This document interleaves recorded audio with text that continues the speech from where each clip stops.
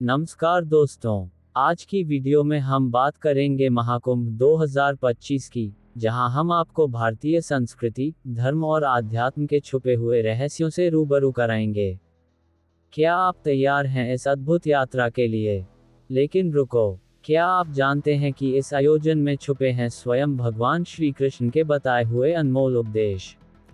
जी हाँ, श्री कृष्ण ने गीता में जिन सिद्धांतों और जीवन के रहस्यों को उजागर किया है, वही महाकुंभ में स्नान, ध्यान और साधना के माध्यम से अनुभव किए जा सकते हैं। श्री कृष्ण का गीता में विशेष संदेश। क्या आपने कभी सोचा है कि श्री कृष्ण ने गीता में क्यों कहा, धर्म की स्थापना के लिए मैं हर युग में अवतार लेता हूँ?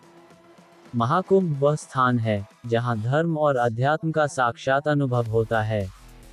ये सिर्फ एक मेला नहीं है, बल्कि धर्म और आत्मा की शक्ति को महसूस करने का अवसर है। श्री कृष्ण और महाकुंभ का संबंध।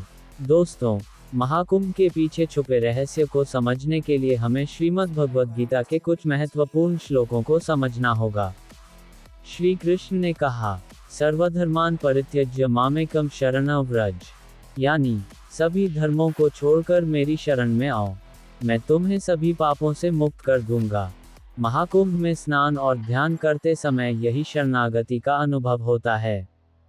गंगा में डुबकी लगाने का अर्थ केवल शरीर को पवित्र करना नहीं है, बल्कि यह श्री कृष्ण के उपदेशों को जीवन में आत्मसात करने का माध्यम है। श्री कृष्ण के 3 प्रमुख संदेश जो महाकुंभ में अनुभव होते हैं। 1. आत्मा की शुद्धि। श्री कृष्ण ने गीता में कहा, न हन्यते हन्यमाने शरीरे, यानी आत्मा अमर है। महाकुंभ का स्नान हमें हमारी आत्मा से जोड़ता है। गंगा के पवित्र जल में स्नान करते समय ऐसा प्रतीत होता है कि हमारे सारे पाप और दोष धुल रहे हैं। यह आत्मा की शुद्धि और मोक्ष की प्राप्ति का प्रतीक है। 2. धर्म और कर्म का महत्व। श्री कृष्ण ने कहा, कर्मण्येवाधिकारस्ते मा फलेषु कदाचन। महाकुंभ में लाखों साधु संत और श्रद्धालु बिना किसी फल की आशा के केवल धर्म का पालन करते हैं। यह आयोजन हमें निष्काम कर्म और धर्म के महत्व को समझाता है। 3. समग्रता और एकता। श्री कृष्ण ने गीता में कहा, वासुदेव सर्वमिति, अर्थात संपूर्ण ब्रह्मांड वासुदेव श्री कृष्ण का रूप है। महाकुंभ में लाखों लोग अलग अलग जाति, धर्म और वर्ग के होते हुए भी एकजुट होकर गंगा के तट पर आते हैं।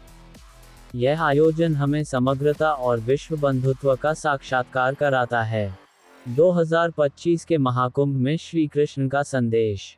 2025 का महाकुंभ केवल ज्योतिषीय और पौराणिक महत्व का नहीं है, बल्कि यह भगवान श्री कृष्ण के उपदेशों को अनुभव करने का एक सुनहरा अवसर है। इस आयोजन में 1. ध्यान और योग। श्री कृष्ण ने योग को जीवन का आधार बताया। महाकुंभ में होने वाले योग और ध्यान शिविर श्री कृष्ण के योग दर्शन को जीवन में लागू करने का माध्यम बनते हैं। 2. प्रकृति के साथ सामंजस्य। श्री कृष्ण ने प्रकृति और पर्यावरण को सजीव और दिव्य माना। 2025 के महाकुंभ में गंगा सफाई अभियान और पर्यावरण संरक्षण के प्रयास इसी संदेश का पालन करते हैं। 3. अध्यात्म की शक्ति। श्री कृष्ण ने कहा था, ध्यायतो विश्वकर्मणाम, अर्थात ध्यान ही आत्मा को ब्रह्मांड से जोड़ता है।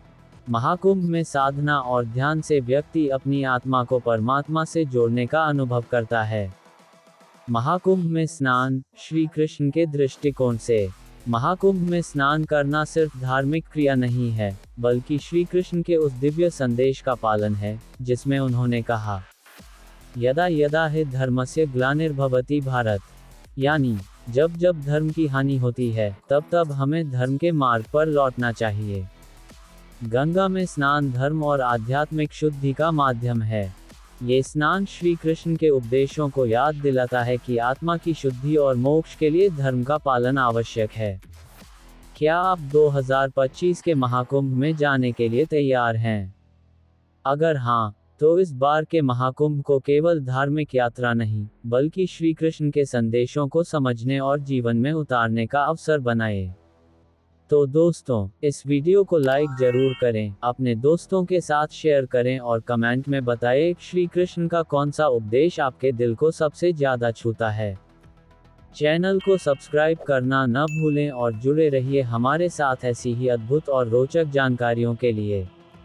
धन्यवाद।